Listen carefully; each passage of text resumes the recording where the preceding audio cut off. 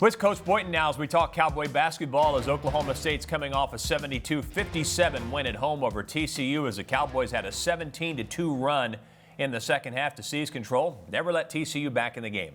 So what was most encouraging about that performance? Two things I would say. First, our defense was pretty consistent throughout the game. We stuck to the game plan, which obviously was trying to limit the effectiveness and efficiency of Desmond Bane, who's a terrific offensive player. And then for the first time, we responded to some in-game adversity. There was a run in the first half where we got off to a good start and they made a run at us that we responded to and ended the half better. And then in the second half, the same thing happened. We got off to a good start and then they made a run right before the first media, I believe, and we responded again, and then I think that's when we went on our run. So our defensive consistency and effort and then our response to the adversity in game were two things we've been really looking for. Yeah, before that TCU run, or before your run rather, TCU had gone up 3, then you went on the 17-2 run. But those early second half segments have been problematic, so arguably there's a little scar tissue there. The significance of overcoming that, not only in the game against TCU, but long-term, that could be really big, could it not? Because you've kind of erased some of those things that have happened in the past, mentally, hopefully. Yeah, and we called a timeout there after they scored a couple in a row. We had a couple turnovers, and just wanted to make sure our guys understood that the moment we've been talking about in practice is this moment right now. And I thought it was significant to look those kids in the eye and tell them that they can do it, that they just can't start to let doubt creep in. And they responded the right way. Our bench was terrific. The guys in the huddles were taking ownership of the things that was going on the court. And then it showed itself in the way we played on the court following that. Isaac Likely had his first career double-double. He had 11 assists. He guarded Desmond Bane the entire game. Yeah, I don't want to put you on the spot here. Comparisons sometimes aren't necessarily the best way to go, but could that have been one of his best overall games across the board since he's been at Oklahoma State? Would it maybe fit into that category? Yeah, I think it would be his best game, and I'm not sure. It's really close. I mean, he's had some games where he's been really good offensively.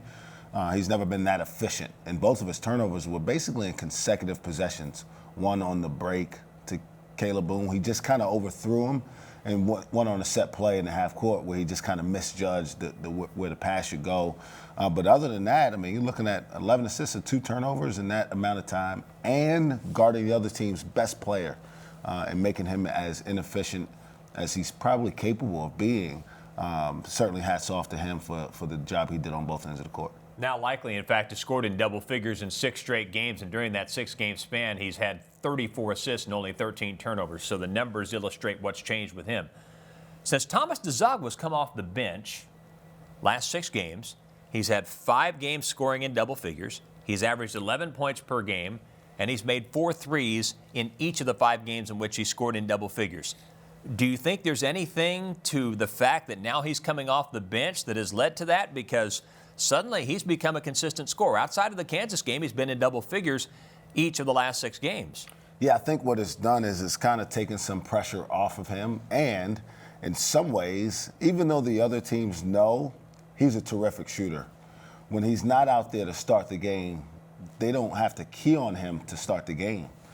And kind of in some ways, he kind of gets lost as substitutions happen. Not from the other team, but just from the game. You know, you focus on making sure you're locked in on him and making sure you run him off the line. And he's been much more aggressive, and our guys have been much more focused on setting good screens and getting him opportunities, both in transition and in half court. Another thing that appeared to happen with him last night, and maybe I've misread this, it appeared that he used the shot fake more effectively last night than I can remember in several games. The defender got out of position. It may not be that he got a shot immediately, but eventually it kind of came back to him. Do you think that's something that maybe he's increased the use of in his arsenal? Because last night it seemed to stand out a little bit in the game against TCU. Yeah, one of the things we did a better job of was screening for him, and that led to some overreaction defensively. And when teams know he catches it, if he's open, their coaches, if he gets it off, are usually going to be pretty pissed off about it. So most teams try to run him off the line, make him dribble into another shot. So he did a really good job of using it, but also still playing to his strengths and staying behind the line as much as possible. Still can't figure out how he keeps stepping out of bounds, though.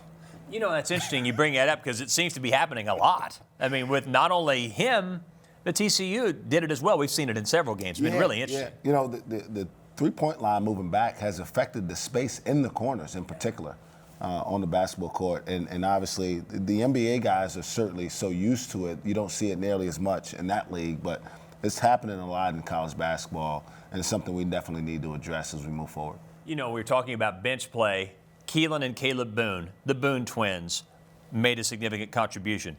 D. Mitchell started the game against Houston, had really hardly played in conference play. He gives you 18 minutes. Yeah, I'll start with the twins. They've been terrific. They've really, you know, they haven't had the success I'm sure they thought they could coming into college. And maybe some of the expectations on them were a bit unfair early on in their career. They're going to be really good players for us in time. And I was proud of their response to having to play in yesterday's moment, considering everything else we were dealing with. But D. Mitchell was the MVP of the game. As much as we talked about what Ice did, both offensively and defensively, you know, D. Mitchell being plus 18 in a game where he doesn't take a shot shows how effective he was in executing our game plan and being somebody that's committed to helping us win. You know, one of the things you were dealing with, we haven't even talked about this yet, is the fact your leading scorer was out. Lindy Waters went through shoot-around, was unable to play, and yet you have this type of response in a situation where you thought during shoot-around he'd be able to play. Obviously, his teammates did. Then there's that sudden change. One of your seniors is out, and you play a great game. It often doesn't seem to happen that way. Yeah, usually you have guys starting to wonder if it's just, you know, one of those deals where we're snake bitten, you know, or feel like, you know, there's some outer world thing that's affecting our team. And the reality is we have enough good players in the locker room. Really certainly wish we get Lindy back as soon as possible, but we want to look out for his health first and foremost. And we don't want to put him out there before he's healthy completely and certainly comfortable playing again. And hopefully we get him back soon. Hopefully we get Chris Harris back, who certainly dealt with a little bit of a leg injury yesterday, soon. But the truth is we just got to play the guys who are ready. And the guys that were ready certainly helped us come out with a great win last night.